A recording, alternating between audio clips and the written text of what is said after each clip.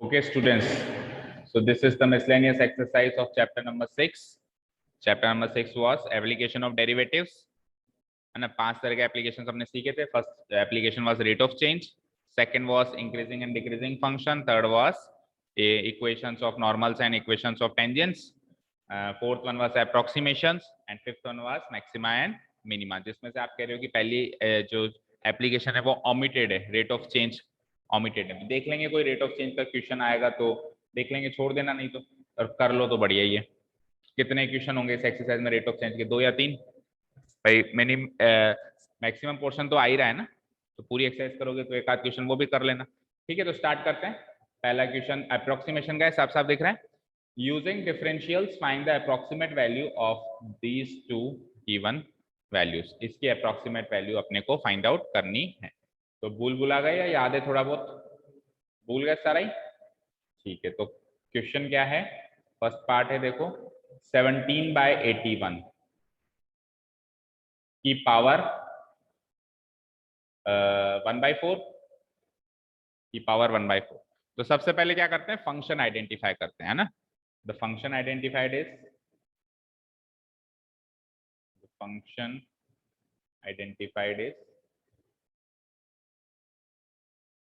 बोलो फंक्शन क्या आइडेंटिफाई हुआ? y इक्वल्स टू x की पावर 1/4. ये तो आइडेंटिफाई हुआ है. जैसे ही फंक्शन आइडेंटिफाई हो तो क्या निकाल लो? उसका डेरिवेटिव. तो dy/dx 1/4 नीचे आ जाएगा, इंटू एक्स की पावर क्या हो जाएगा? 1/4 minus 1, that is equal to 1/4 into x की पावर 1/4 माइनस 1 क्या होता है? माइनस का 3/4. इसको कंपाइल करके लिखेंगे तो कैसे लिखेंगे? 1/4 और माइनस 3/4 है तो ये नीचे आ जाएगा एक्स की पावर 3. ये आपका dy/dx हो गया. ठीक है, इतना करने के बाद क्या करते हैं? देखो स्टेप्स याद रखो, उसके तो बहुत इजी क्वेश्चन है. सबसे पहले क्या करो? फंक्शन आइडेंटिफाई करो, उसका डेरिवेटिव निकालो. सेकंड चीज, जो गिवन चीज है उसमें से परफेक्ट एक्स और डेल्टा एक्स आइडेंटिफाई करो. परफेक्ट एक्स मींस कि 1/4 जो पावर है कौन से नंबर की परफेक्टली निकल सकती है, वो तो हो गया परफेक्ट एक्स. और जो बच गया, जो उनका डिफरेंस बच गया, वो क्या हो जाएगा? Delta x. तो देखो 81 की पावर 4 तो आसानी से निकल जाती है 1/4. 3 की पावर 4 क्या होती है? 81 होती है. तो 81 की पावर 1/4 3 हो जाएगी. 17 के कोई पास का नंबर पता है? 16 की पावर 1/4 आसानी से हो जाएगी. तो ऑब्वियसली 16/81 क्या हो जाएगा? मेरा परफेक्ट एक्स. और 17/81 में से 16/81 गया तो बचा क्या? 1/81. यही तो बचा भाई. 17/81 में से 16/81 तो आपने परफेक्ट एक्स में ले लिया. तो अब बचा हुआ क्या है ताकि ये 17/81 बने? 1/81. तभी तो ये टोटल मिला के वापस जो ओरिजिनल गिवन चीज है वो उसके बराबर होगा. तो इसमें से आपको अलग अलग करना है परफेक्ट एक्स और डेल्टा एक्स. ठीक है, तो मैं करता हूं अब उसको. नाउ 17/81 की पावर 1/4 इक्वल टू 16/81 की पावर 1/4. ओ सॉरी, 16/81 प्लस 16/81 प्लस 1/81 की पावर 1/4. राइट? ठीक है, यहां तक क्लियर है? तो मैं क्या लिखता हूं? सो परफेक्ट एक्स को अपन बोलते परफेक्ट एक्स है, लिखते एक्स ही है. 16/81 है. एंड डेल्टा एक्स क्या हो जाएगा? 1/81. यहां तो कोई डाउट? अब डेल्टा एक्स आ गया तो डेल्टा वाई चाहिए. और डेल्टा वाई निकालने का तरीका पता है? पता है क्या? Now delta y dy/dx into delta x. ठीक है, dy/dx eight x equals to कौन सा पॉइंट? जो परफेक्ट x वाला पॉइंट है. At x equals to 16/81 into into delta x. इससे डेल्टा वाई आएगा.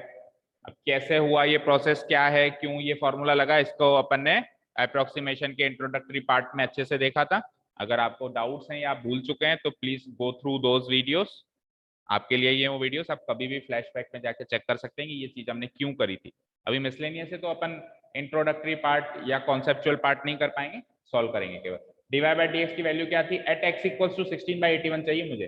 तो 1/4 इंटू एक्स की पावर क्या थी 3/4, तो एक्स की पावर 3/4 थी, एक्स की वैल्यू क्या पुटअप करोगे 16/81 की पावर 3/4 इंटू डेल्टा एक्स क्या है 1/81। इसको सॉल्व करो, ये डेल्टा वाई है, ठीक है 1/4। चलिए 16/81 की पावर 3/4 कैसे सॉल्व करोगे भाई बताओ, इसको क्या लिख सकते हो देखो 60/81 की पावर 1/3 की पावर 1/4 1/4 की पावर 3 1/4 की पावर 3 इंटू 1/81, तो ऐसे भाई 1/4 इंटू 3/4 हो जाएगा, और 1/4 इसकी पावर आसानी से सॉल्व हो सकती है, 16 की भी 1/4 पावर पड़ता है। और हाँ बोलो क्या कह रहे हो बेटा, सर -3/4 है पावर। तो माइनस है तो अपन ने डिनोमिनेटर में ले लिया ना भाई, -3/4 थी, तो इस माइनस का एलिमिनेट करने के लिए इस पूरी चीज को अपन ने डिनोमिनेटर में जो ले लिया। Yes sir.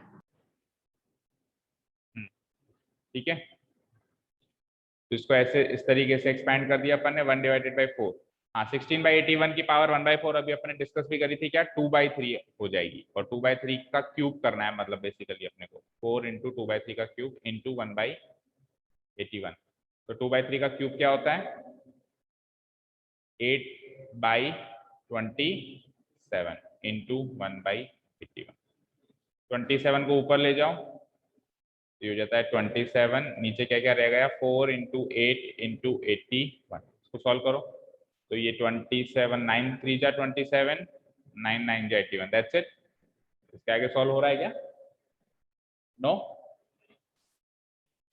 नहीं और हो रहा है ना यार, अरे 27 3 जा सीधा ही करो ना, 27 3 जा 81, ठीक है, तो ये क्या हो गया 1 डिवाइडेड बाय 8 3 जा 24 एंड 24 4 जा 96,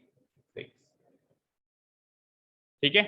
अब 1 डिवाइडेड बाई 96 की तो बेटा कम से कम 3 डेसिमल प्लेस तक वैल्यू अपने को निकालनी ही पड़ेगी, अब आपके पास ऑप्शन नहीं, कम से कम 3 डेसिमल। उसने क्लियर किया है कि कितने डेसिमल प्लेस तक चाहिए आपको, नहीं क्लियर किया है, तो आप कम से कम 3 डेसिमल प्लेस तक तो आपको निकालनी ही पड़ेगी, इसके आगे ऑप्शन नहीं है, है ना। या तो निकाल लो यहीं पर, या फिर आप चाहो तो बाद में चल के आगे चल के भी निकाल सकते हो, अभी 1/96 छोड़ दो, आगे चल के भी निकाल सकते हो। कैसे, देखो अगर ये वैल्यू पॉजिटिव, आपको पहले भी समझाया था याद हो तो, अगर ये वैल्यू पॉजिटिव आती है तब तो यहां निकालो या बाद में निकालो कोई फर्क नहीं पड़ता, लेकिन अगर ये वैल्यू नेगेटिव आती है तब यहां निकाल रहे हो तो परफेक्टली निकालना, और नहीं तो बाद में चल के निकालना, यानी ये वैल्यू नेगेटिव आएगी तो ज्यादा फायदा है बाद में चल के निकालने में, ठीक है। अभी पॉजिटिव आ रही है तो चाहे से यहीं पे निकाल लो कोई फर्क नहीं पड़ता है, चाहे से बाद में निकाल लें। तो नाउ अब आपसे आपका क्वेश्चन क्या था, आपका क्वेश्चन था साहब 17/81 की पावर 1/4, आपने इसको कैसे स्प्लिट किया 16/81 की पावर 1 प्लस 1/81 की पावर 1/4 से स्प्लिट किया।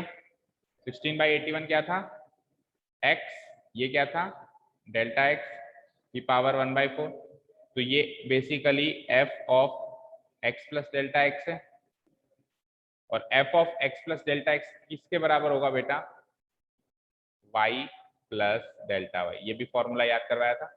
अब y क्या है आपके पास, y है आपके पास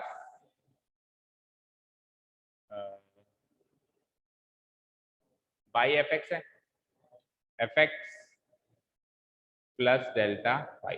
fx कैसे निकालोगे, x क्या है 16/81 ये पावर 1/4 करके निकालोगे, और डेल्टा y अभी अभी निकाल लिया आपने 1/96। 16/81 की पावर 1/4 यानी कि 2/3 प्लस 1/96, ठीक है। तो 96 एलसीएम ले लो,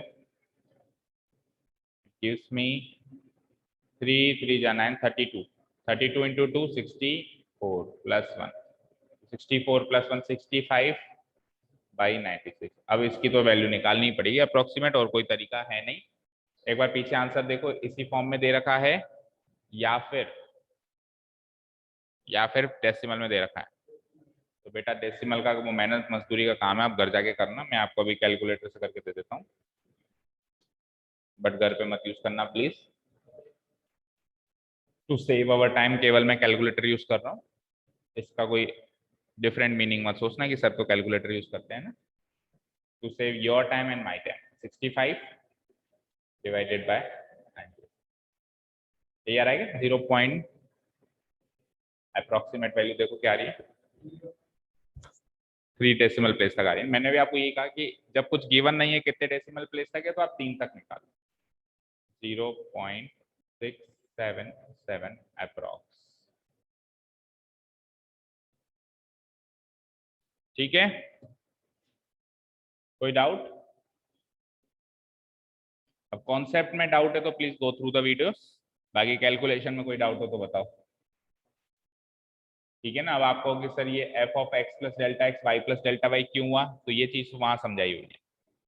यहाँ पे बेसिकली ये दो फॉर्मूला ही तो याद से ही तो ये क्वेश्चन होता है। पहला फॉर्मूला ये कि F of x plus delta x क्या होता है, वाई प्लस डेल्टा वाई, और दूसरा डेल्टा वाई का फॉर्मूला वो क्या होता है, d y by d x at कौन सा पॉइंट, वो परफेक्ट एक्स वाला पॉइंट इनटू डेल्टा एक्स। ये दो फॉर्मूले अगर हमको याद है, एक ये वाला और एक ये वाला, F of x plus delta x क्या होता है, वाई प्लस डेल्टा वाई, तो अपन इस क्वेश्चन को सॉल्व कर सकते हैं। और वाई क्या है, एफ एक्स है, एक्स परफेक्ट एक्स पे निकाल लो एफ एक्स की वैल्यू। ठीक है, क्लियर है online students? Yes yes sir. ठीक है, तो अब इसका सेकंड पार्ट ट्राई कर सकते हो होमवर्क। 33 की पावर 1/5 है, तो मुझे बताओ परफेक्ट तो क्या लोगे, 32, उल्टा इससे आसान दिख रहा है तो मुझे, है ना, परफेक्ट तो लोगे 32 क्योंकि 32 की पावर 1/5 सॉल्वेबल है, और +1 ले लोगे उसको की पावर 1/5 एक्स प्लस ये हो गया डेल्टा एक्स। तो ट्राई करना घर पे, अगर सॉल्व हो जाता है तो ठीक है, नहीं तो कल पूछना। चलते हैं सेकंड क्वेश्चन पे। Show that the function given by this has minimum at x equals to e, यानी कि ये इसका पॉइंट ऑफ मैक्सिमा है, ऐसा मुझे प्रूव करके दिखाना है। ठीक है, चलो, तो अभी अभी अपन मैक्सिमम मिनिमा की एक्सरसाइज करके आई हैं, तो ये क्वेश्चन तो आपके यूज टू होना चाहिए भाई। चलो अप्रोक्सीमेशन पहले करके आए थे, ये एक्सरसाइज तो अभी अभी करके आए हो।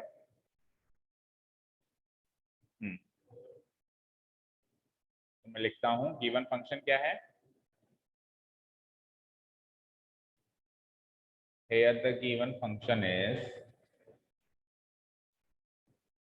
fx equals to log x by x। ठीक है, तो जैसे फंक्शन पता है तो मैक्सिमम मिनिमा के लिए अगली चीज क्या होती है, उसका डेरिवेटिव, और फिर तीसरी चीज क्या होती है, क्रिटिकल पॉइंट। तो log x by x का डेरिवेटिव चाहिए भाई, क्वोशिएंट रूल अप्लाई करना पड़ेगा। तो x का तो हो गया एक्स स्क्वायर, न्यूमरेटर का डेरिवेटिव log x का डेरिवेटिव क्या होता है 1/x इंटू दूसरा function as it is minus, अब नीचे वाले का डेरिवेटिव x का डेरिवेटिव 1, कहीं गलती से नीचे वाले का डेरिवेटिव इसका मत कर देना, उसका करना जो गिवन फंक्शन है ना, कहीं 2x लिख दो यहाँ पे, तो x का डेरिवेटिव 1 इंटू अब ऊपर वाला function as it is log x है, ये x गया, it gives me 1 minus log x divided by x²। Critical point निकालते हैं, ये मैक्सिमम मिनिमम वाली तो अब तो रट ही गई होगी, इसके स्टेप्स तो एल्गोरिथम तो रट ही गया होगा। Putting f dash x equal to 0, that is 1 minus log x divided by x² equal to 0। तो डिनोमिनेटर तो 0 होने से रहा, only we can do is that की पुट कर देते हैं न्यूमरेटर को इक्वल टू 0। तो log x की वैल्यू क्या हो गई, log x की वैल्यू क्या हो गई 1 हो गई, और 1 को क्या लिख सकते हो आप, log e लिख सकते हो। तो x की वैल्यू क्या हो गई, x की वैल्यू हो गई e। ठीक है, तो अब x की वैल्यू e तो आ गई, लेकिन अब ये पॉइंट, ये क्रिटिकल पॉइंट है, पॉइंट ऑफ मैक्सिमा भी हो सकता है और पॉइंट ऑफ मिनिमा भी हो सकता है। So the critical point is, उसके लिए डबल डिफरेंशिएट करो, the critical point is x equals to e। Now second derivative test,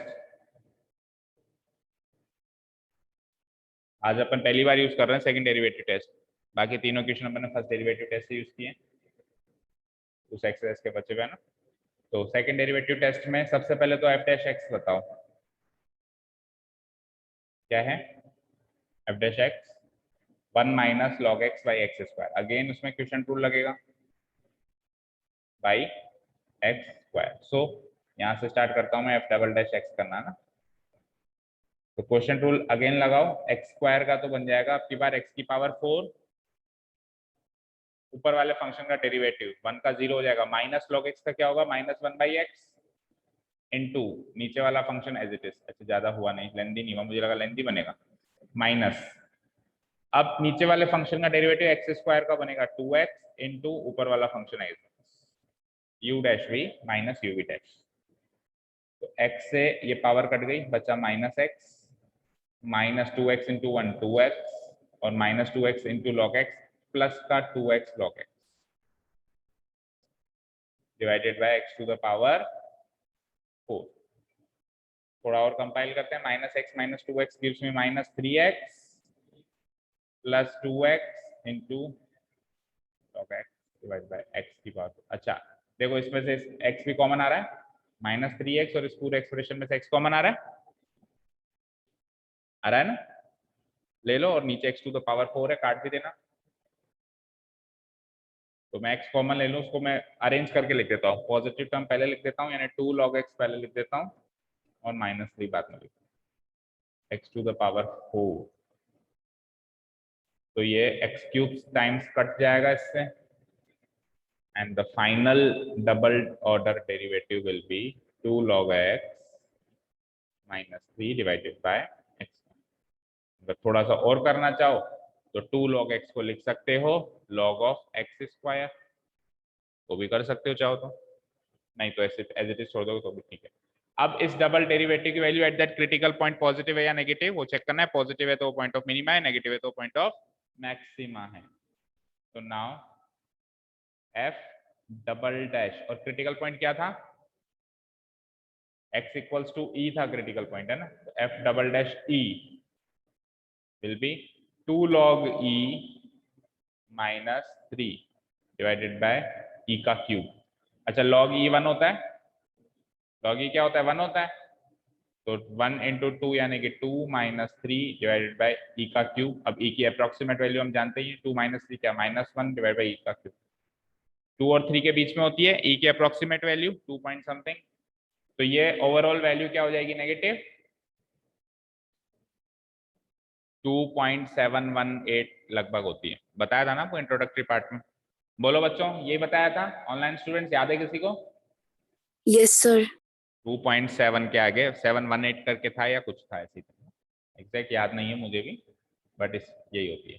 तो ये हो गया आपका overall negative value, overall negative value. So the critical point is the point of maximum, so the critical point x equals to e is the point of maxima। ये prove करना था कि x equals to e point of maxima है, s maximum at x equals to the, show that, तो show कर दिया भाई हमने, प्रूव। ठीक है समझ आया online students? Yes, sir. Yes sir.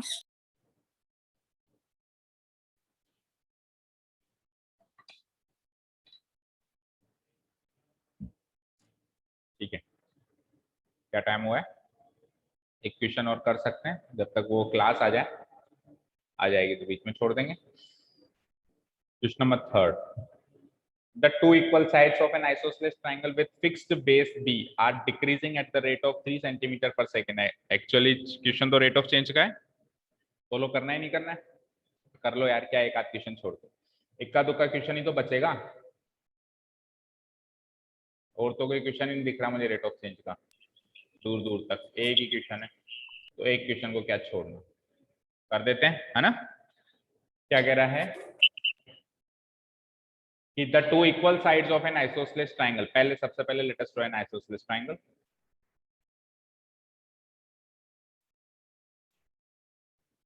This is our isosceles triangle।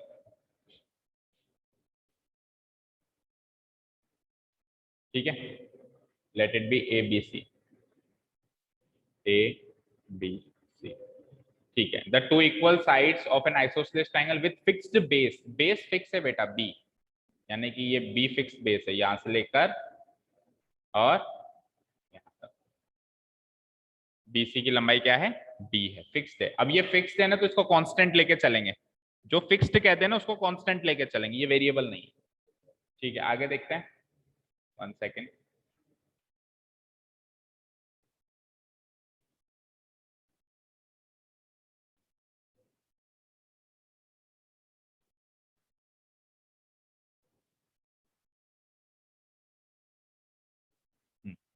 कहाँ थे हम, ये फिक्स्ड बेस हो गया। अब क्या कह रहा है ये कि are decreasing at the rate of 3 centimetre per second, तो उसकी इक्वल साइड्स जो हैं 3 सेंटीमीटर पर सेकेंड की रफ्तार से कम हो रही हैं। तो इक्वल साइड्स जो हैं उसको हम ए मान लेते हैं, अगर ये फिक्स्ड बेस बी है तो इक्वल जो साइड्स हैं उसको हम क्या मान लेते हैं, ए, ए बी बी ए और बी सी बी ए, ठीक है। तो ये जो इक्वल साइड्स हैं ए, ये रिड्यूस हो रही है किसी रफ्तार से, वो आपको गिवन है। तो मैं अगर कहूं d a by rate of change of equal sides a, equal sides a, that is d a by, with respect to time ही दे रखा है, तो d a by d t की वैल्यू क्या, डिक्रीज हो रही है तो माइनस में हो जाएगा, decreasing at the rate of 3 centimetre per second, तो मैं लिख सकता हूं -3 सेंटीमीटर पर सेकेंड। ये आपको गिवन एक तरीके से कि इक्वल साइड्स इस रेट से डिक्रीज हो रही हैं। अब ठीक है, आगे बढ़ते हैं।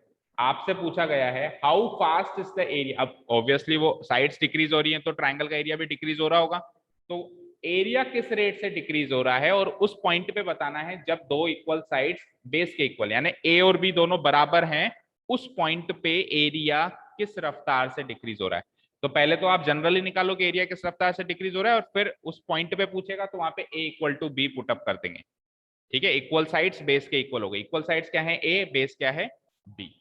ठीक है, तो हमसे बेसिकली क्या पूछा है, इसका एरिया किस रेट से, तो इसका एरिया का फॉर्मूला बनाना पड़ेगा हमको। अब एक आइसोसेलेस ट्रायंगल का एरिया का फॉर्मूला जानता है कोई? देखो, या तो दो ऑप्शन है, हीरोन्स फॉर्मूला यूज करो, हीरोन्स फॉर्मूला में ए बी इन तीनों को यूज करो, और नहीं तो देखो एक तरीका और मेरे माइंड में आ रहा है, हम क्या करते हैं थोड़ा कंस्ट्रक्शन कर लेते हैं, एक इसका अल्टीट्यूड ड्रॉ कर लेते हैं,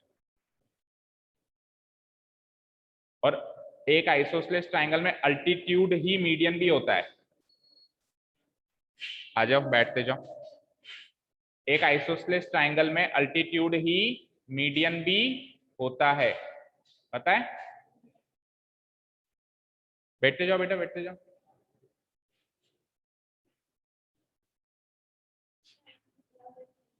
ठीक है, तो अगर ये अल्टीट्यूड मीडियन है, मान लो इसको मैं डी मार्क कर देता हूं, ये अल्टीट्यूड है और ये मीडियन भी है, तो मीडियन है तो बी डी और सी डी बराबर हो जाएंगे, तो ये बी डी भी कितना हो जाएगा, b/2, और ये सी डी भी कितना हो जाएगा, b/5।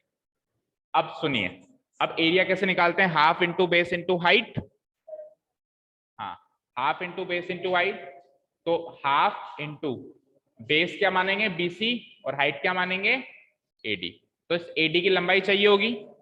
अब एडी की लंबाई कैसे निकालेंगे, अगर ये राइट एंगल ट्राइंगल है तो ए के स्क्वायर में से b/2 का स्क्वायर माइनस कर दो, राइट एंगल ट्राइंगल है ना, तो हाइपोटेन्यूज के स्क्वायर में से इसका स्क्वायर माइनस कर दो, तो हाइट की जो लंबाई आएगी वो ए और बी की फॉर्म में आ जाएगी, यही चाहिए था अपने को, और हाइट आ गई तो फिर 1/2 इंटू बेस इंटू हाइट से वो निकाल लेंगे। तो ये सारी चीज आपको समझ में आ गई होगी। मैं कंस्ट्रक्शन वर्क में लिख देता हूं, हमने क्या किया, draw AD perpendicular to BC. तो अगर एडी परपेंडिकुलर टू बीसी हमने ड्रॉ किया, so AD is the altitude as well as median। एक आइसोसेलेस ट्राइंगल में एक चीज याद रखना, अगर इक्वल साइड्स के इंटरसेक्टिंग पॉइंट से अल्टीट्यूड बनाओ या मीडियन बनाओ, सेम लाइन बनेगी एज वेल एज मीडियन। क्या कहा मैंने? एक आइसोसेलेस ट्राइंगल में इक्वल साइड्स है ना, जैसे ये दो इक्वल साइड्स हैं, तो इनके इंटरसेक्टिंग पॉइंट से अगर मैं अल्टीट्यूड बनाऊंगा या मीडियन बनाऊंगा, वो दोनों क्या बनेंगे? सेम बनेंगे। अगर इसको कभी प्रूव करना हो तो हम इन दो ट्राइंगल को कॉन्ग्रुएंट प्रूव कर सकते हैं। इस ट्राइंगल को और इस ट्राइंगल को कॉन्ग्रुएंट प्रूव कर दो तो सीपीसीटी से ये प्रूव हो जाएगा कि बीडी बराबर सीडी। तो वो ही मीडियन भी है और वही अल्टीट्यूड। अगर मीडियन लेके चलोगे तो अल्टीट्यूड प्रूव हो जाएगा, अल्टीट्यूड लेके चलोगे, इवन एंगल बाइसेक्टर भी है, ये एंगल भी इसके बराबर है। मतलब यही लाइन एंगल बाइसेक्टर भी है, यही लाइन मीडियन भी है, ये लाइन भी अल्टीट्यूड भी है, क्योंकि ये दोनों साइड्स बराबर हैं। ठीक है, चलो वो तो फिर जूनियर क्लासेस की बात हो गई, हमने जूनियर क्लासेस में सब कुछ किया ही होगा आई होप। तो AD is the altitude as well as median. तो मीडियन है, अगर ये मीडियन है तो BD की लेंथ क्या आ जाएगी? BC की लेंथ की हाफ, BC अपन ने B माना है तो ये B/2 हो जाएगी। एंड अगर वो अल्टीट्यूड है तो एंगल ADB हो जाएगा 90 degree. So by using Pythagoras theorem we can find out the value of AD।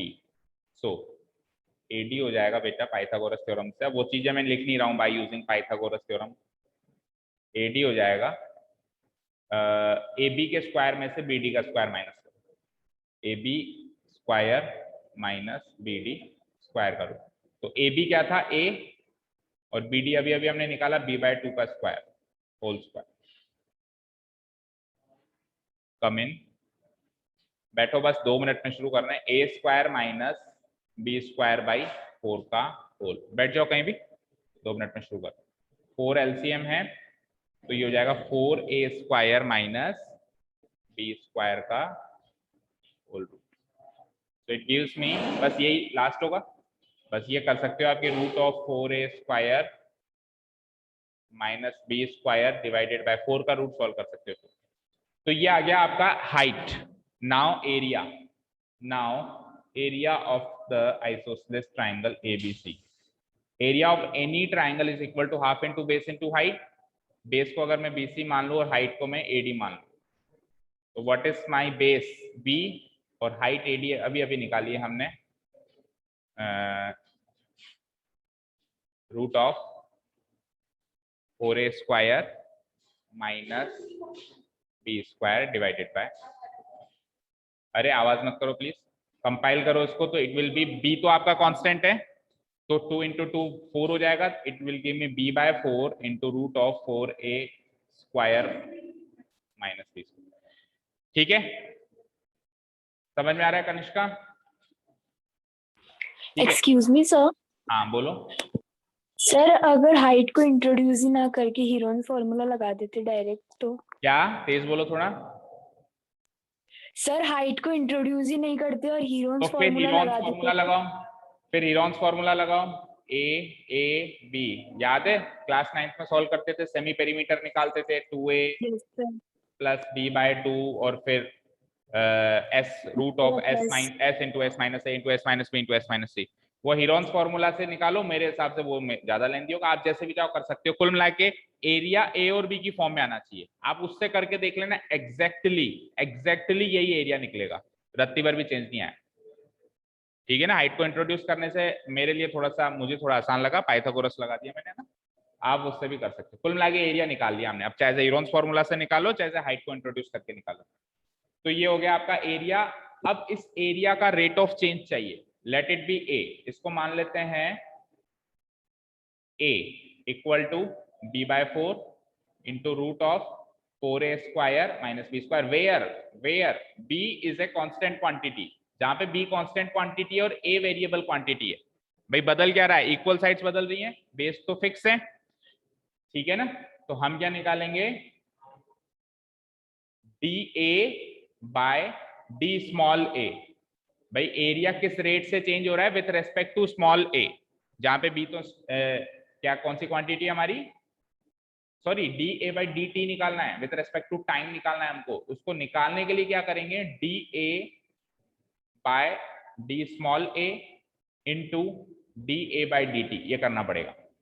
अब dA/dA तो सॉल्व करो वहां से, इसका डेरिवेशन निकाल, इसका डिफरेंशिएशन करो। तो b/4 तो कांस्टेंट हो गया, I will write it b/4, और उसको रूट एक्स टाइप का फंक्शन है, तो रूट एक्स टाइप के फंक्शन का डेरिवेटिव क्या होता है, 1/2 रूट एक्स।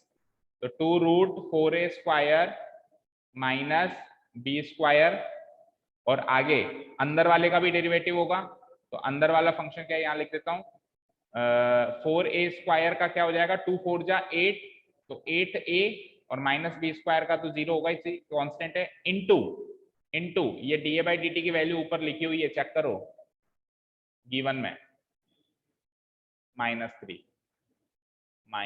इसको सॉल्व कर लो बेटा, वही आपका फाइनल आंसर है, इनटू -3। ठीक है, सॉल्व करते हैं एक बार, देखो तो ये देखो 4 2 जा 8 और वहां पे 8 कैंसिल आउट हो गया, 8a माइनस 0 तो 8 ही होगा ना। तो अब क्या क्या बचता है, -3 इंटू बी इंटू ए, यानी -3a भी बचता है ऊपर, और नीचे बचता है √4a square minus b square. तो ये तो रेट ऑफ चेंज आ गई। अब उसने क्या कहा था, रेट ऑफ चेंज एक पॉइंट पे निकालो when two equal sides are equal to the base, that means a equal to b पे आपको रेट ऑफ चेंज निकालनी है। सो dA/dt at a equal to b will be equal to, अब a को b की फॉर्म में change कर दो, मतलब a की वैल्यू b रख दो आप, तो -3 a को भी b रखा तो ये b स्क्वायर हो गया ऊपर, और नीचे a को b रखोगे तो 4b square minus b square, 3b square का रूट, इसको और लिख सकता हूं मैं -3b square divided bye b बाहर आ गया, ये अंदर रह गया, b से एक पावर कैंसिल आउट हो गई, विल गिव मी, और इसको √3 से √3 टाइम्स काट दो, तो फाइनल आंसर इज -√3b, क्योंकि ये रेट ऑफ चेंज है और एरिया है तो सेंटीमीटर स्क्वायर पर second. Please match the answer from the answer की, यानी कि एरिया डिक्रीज हो रहा है √3 इंटू बी सेंटीमीटर स्क्वायर पर second, right. So the area is decreasing, minus में आया ना रेट ऑफ चेंज, तो एरिया डिक्रीज हो रहा है, area is decreasing at the rate